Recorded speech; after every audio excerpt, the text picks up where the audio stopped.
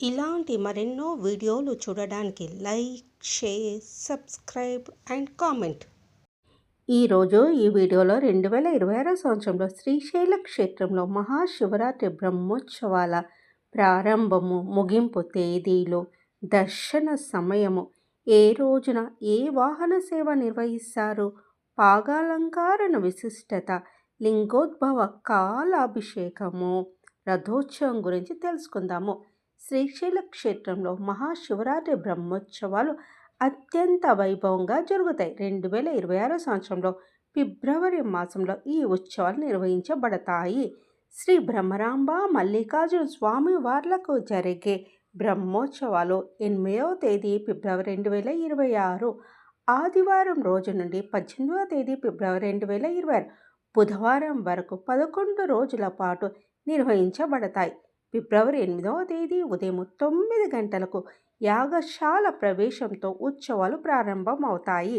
ఫిబ్రవరి 18వ తేదీన రాత్రి జరిపే పుష్పోత్సవ శయనోత్సవాలతో బ్రహ్మోత్సవాలు ముగియనున్నాయి. ముఖ్యమైన తేదీల గురించి తెలుసుకుందాము. ఫిబ్రవరి 8వ తేదీ ఆదివారం ధ్వజారోహణంతో బ్రహ్మోత్సవాల ప్రారంభం మొదలవుతాయి. ఫిబ్రవరి 15వ తేదీ మహాశివరాత్రి పర్వదినం నిర్వహిస్తారు. ఫిబ్రవరి 15 అర్ధరాత్రి లింగోద్భవ కాల మహాన్యాసపూర్వక రుద్రాభిషేకం జరుగుతుంది. ఫిబ్రవరి 15 అర్ధరాత్రి నుండి ఫిబ్రవరి 16 తెల్లవారుజాము వరకు పాగాలంకరణ మరియు కళ్యాణోత్సవం జరుగుతుంది. బ్రహ్మోత్సవాల వాహన సేవల వివరాల గురించి తెలుసుకుందాము.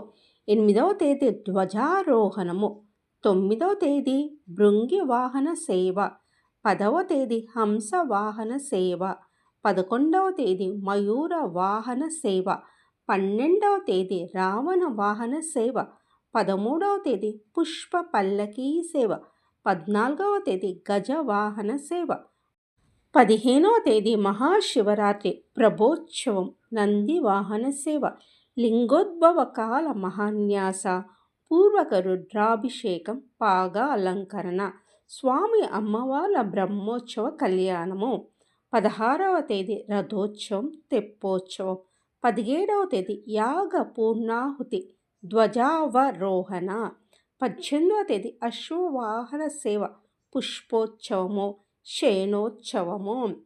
అమ్మవార్లకు బ్రహ్మోత్సవాల సందర్భంగా అమ్మవార్ల అయ్యవార్లకు పట్టు వస్త్రాల సమర్పణ.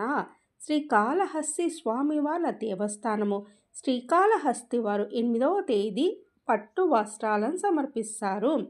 శ్రీ వెంకటేశ్వర స్వామివార్ల దేవస్థానము ద్వారక తిరుమల 9వ తేదీ పట్టు వస్త్రాలను సమర్పిస్తారు. శ్రీ దుర్గా మల్లేశ్వర స్వామివార్ల దేవస్థానము ఇంద్రకీలాది విజయవాడ 10వ తేదీన పట్టు వస్త్రాలను సమర్పిస్తారు. శ్రీ వరసిద్ధి వినాయక స్వామివార్ల దేవస్థానం కాణిపాకము ఉదయం పట్టు వస్త్రాలను సమర్పిస్తారు. సాయంత్రము తిరుమల తిరుపతి దేవస్థానం పట్టు వస్త్రాలను సమర్పిస్తారు. రాష్ట్ర ప్రభుత్వము 12వ తేదీన పట్టు వస్త్రాలను సమర్పిస్తారు. మహాశివరాత్రి బ్రహ్మోత్సవాల్లో 8వ తేదీ నుండి 18వ తేదీ వరకు 11 రోజుల పాటు అన్ని అర్జిత సేవలు మరియు పరోక్ష సేవలు నిలిపివేయబడ్డాయి. ఈ ఉత్సవ రోజుల్లో భక్తులకు శ్రీ స్వామివారి అలంకరణ దర్శనం మాత్రమే కల్పించబడుతుంది. అయితే జ్యోతిర్ముడి కలిగి ఉన్న శివదీక్షా భక్తులకు మాత్రము ఉత్సవాల 5 రోజుల పాటు అనగా 8వ తేదీ నుండి 12వ తేదీ వరకు నిర్ణీత వేళలో స్వామివారి స్పర్శ దర్శనముకు అవకాశం కల్పించనున్నారు. ఉత్సవాల్లో 13వ తేదీ రాత్రి 7:30 నుండి 18వ తేదీ రాత్రి వరకు శ్రీ స్వామివార్ల స్పర్శ దర్శనం పూర్తిగా నిలిపివేయబడుతుంది. ఈ ఉత్సవాల్లో 8వ తేదీ నుండి 18వ తేదీ వరకు ప్రముఖులకు విరామ దర్శన వేళల్లో మాత్రమే దర్శనం కల్పించబడుతుంది. సర్వదర్శనం క్యూలైన్లోని భక్తులకు ఇబ్బంది లేకుండా ఉండేందుకు ఈ విరామ దర్శనం ఏర్పాటు చేయబడింది. మొదటి విడత ఉదయం 6:30 నుండి ఉదయం 7:30 వరకు, రెండవ విడత మధ్యాహ్నము 12:30 నుండి 1 గంట వరకు, మూడవ విడత రాత్రి 7 గంటల నుంచి 7:30 వరకు. శివమండల దీక్షను మరియు అర్ధమండల శివ దీక్షను స్వీకరించిన భక్తులు జ్యోతిర్లింగ స్వరూపుడైన శ్రీ మల్లికార్జున స్వామి వారికి జ్యోతిర్ముడి సమర్పించడం సాంప్రదాయం. పాతాళగంగ రోడ్డు మార్గంలోని శివదీక్షా శిబిరాల వద్ద 8వ తేదీ నుండి 22వ తేదీ వరకు జ్యోతిర్ముడి అనగా ఇరుముడిని సమర్పించడానికి అన్ని ఏర్పాట్లు చేయబడ్డాయి. శ్రీశైల మల్లికార్జున స్వామివారి మహాశివరాత్రి బ్రహ్మోత్సవాల్లో పాగాలంకరణ అత్యంత అద్భుతమైన విశిష్టమైన ఘట్టము. శివరాత్రి రోజున లింగోద్భవ కాలంలో స్వామివారికి జరిగే ఈ అలంకరణ వెనుక ఉన్న విశేషాల గురించి తెలుసుకుందాము. పాగా అంటే ఏమిటో తెలుసుకుందాం. పాగా అంటే తలపాగా అని అర్థం. మహాశివరాత్రి రోజు అర్ధరాత్రి స్వామివారి కళ్యాణానికి ముందు మల్లికార్జున స్వామివారి గర్భాలయ విమాన గోపురానికి, నంది విగ్రహానికి మరియు ఆలయం ప్రాంగణంలోని ఇతర ఉప ఆలయాల శిఖరాలకు ఈ పాగను అలంకరిస్తారు. ఈ పాగను అలంకరించే హక్కు ప్రకాశం జిల్లాకు చెందిన పృథ్వీ వెంకటేశ్వర్ల గారి కుటుంబానికి వంశపారంపర్యంగా వస్తుంది. వీరు చేనేత కార్మికులు.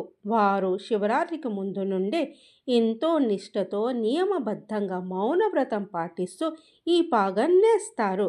సుమారు 350 మీటర్ల నుంచి 400 మీటర్ల పొడవు ఉండే ఈ పాగను నూలుతో తయారు చేస్తారు.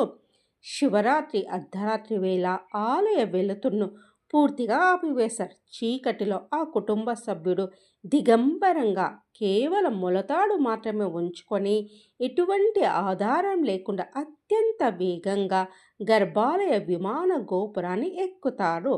గోపురం పైభాగం నుండి కింద ఉన్న నంది వరకు ఈ పాగం చుట్టుకుంటూ అలంకరిస్తారు. వేల మంది భక్తులు నిశ్శబ్దంగా ఈ దృశ్యాన్ని తిలకిస్తారు. ఈ ప్రక్రియ పూర్తయిన వెంటనే భక్తులు హరహర మహాదేవ అంటూ చేసే నినాదంతో క్షేత్రం మారుమోగుతుంది. శివరాత్రి నాడు మల్లికార్జున స్వామి భ్రమరాంబదేవుల వివాహం జరుగుతుంది. పెళ్లి కొడుకైన స్వామి వారికి తలపాగా అలంకరించడము ఈ సాంప్రదాయం వెనుక ఉన్న ప్రధాన ఉద్దేశము. గోపురంపై అలంకరించిన పాగా ముక్కలను పొందడం గొప్ప అదృష్టంగా భక్తులు భావిస్తారు. ఈ పాగా ముక్క ఇంటి వద్ద ఉంటే శుభం కలుగుతుందని, పంటలు బాగా పండుతాయని రైతుల నమ్మకము. మహాశివరాత్రి ఫిబ్రవరి 15వ తేదీ రోజు అర్ధరాత్రి దాదాపు 10 గంటల నుండి 12 గంటల మధ్య ఈ పాగా అలంకరణ జరుగుతుంది. దీని తర్వాత స్వామివారి కళ్యాణ మహోత్సవము ఘనంగా నిర్వహిస్తారు. శ్రీశైల క్షేత్రంలో మహాశివరాత్రి పర్వదినాన అత్యంత పవిత్రమైన ఘటం లింగోద్భవ కాలాభిషేకము. శివుడు ఆది మధ్యాంతరాలు లేని జ్యోతిర్లింగ స్వరూపంగా ఆవిర్భవించిన సమయాన్ని లింగోద్భవ కాలం అంటారు. ఫిబ్రవరి 15వ తేదీ అర్ధరాత్రి ఈ విశిష్టత అభిషేకం జరుగుతుంది. మహాశివరాత్రి నాడు అర్ధరాత్రి 11 గంటల నుంచి 1 గంట మధ్య కాలాన్ని లింగోద్భవ కాలం లేదా నిషీధ కాలం అంటారు. ఈ సమయంలోనే పరమశివుడు బ్రహ్మ విష్ణువుల మధ్య అగ్నిస్తంభంగా వెలిశాడు. ఈ శుభగడియల్లో చేసే అభిషేకము కోటి రెట్ల ఫలితాన్ని ఇస్తుందని నమ్మకము. శ్రీశైలంలో మల్లికార్జున స్వామివారికి ఈ సమయంలో మహాన్యాసపూర్వక రుద్రాభిషేకం నిర్వహిస్తారు. పంచామృతాలతో అనగా పాలు, పెరుగు, నెయ్యి, తేనె, చక్కెర, ఫలోదకాలు మరియు పవిత్ర నదీ జలాలతో శాస్త్రోక్తంగా అభిషేకం చేస్తారు. నమ్మక చమక పారాయణాలతో ఆలయం ప్రాంగణమంతా ఆధ్యాత్మిక ఉత్తేజంతో నిండిపోతుంది. ఈ లింగోద్భవ కాలంలో స్వామివారిని దర్శించుకోవడము లేదా అభిషేకం నిర్వహించడం వల్ల జన్మ జన్మల పాపాలు తొలగిపోతాయని పురాణాలు చెప్తున్నాయి. ఈ సమయంలో చేసే శివారాధన మోక్షాన్ని ప్రసాదిస్తుందని భక్తుల గాఢ విశ్వాసము. శ్రీశైల మహాశివరాత్రి బ్రహ్మోత్సవాల్లో రథోత్సవం అత్యంత కోలాహలంగా జరిగే వేడుక. శివరాత్రి పర్వదినం ముగిసిన మరుసటి రోజున ఈ కార్యక్రమం నిర్వహిస్తారు. ఫిబ్రవరి 16 సోమవారం నాడు శ్రీశైలంలో మహారథోత్సవం జరుగుతుంది. సాధారణంగా సాయంత్రం 4 గంటల నుంచి 6 గంటల మధ్యలో స్వామివారి రథోత్సవము మాడ వీధుల్లో జరుగుతుంది. శ్రీశైల భ్రమరాంబిక మల్లికార్జున స్వామివారి ఉత్సవమూర్తులను అలంకరించి భారీ రథంపై అధిష్ఠింపజేస్తారు. ఈ రథాన్ని లాగడానికి వేల సంఖ్యలో భక్తులు తరలి వస్తారు. రథస్థం కేశవం దుష్టావ్య పునర్జన్మన విద్యతే అని అంటారు. అంటే రథంపై ఉన్న దైవాన్ని దర్శించుకుంటే పునర్జన్మ ఉండదని అర్థం. అందుకే శ్రీశైల మల్లికార్జున రథం తాళ్ళను ఒక్కసారైనా తాకాలని, లాగాలని భక్తులు పోటీ పడతారు. రథోత్సవం సాగుతున్నంతసేపు జానపద కళాకారులు, డప్పు వాయిద్యాలు, కోలాటాలు మరియు భక్తుల హరహర మహాదేవ నినాదంతో శ్రీశైల క్షేత్రం పులకించిపోతుంది.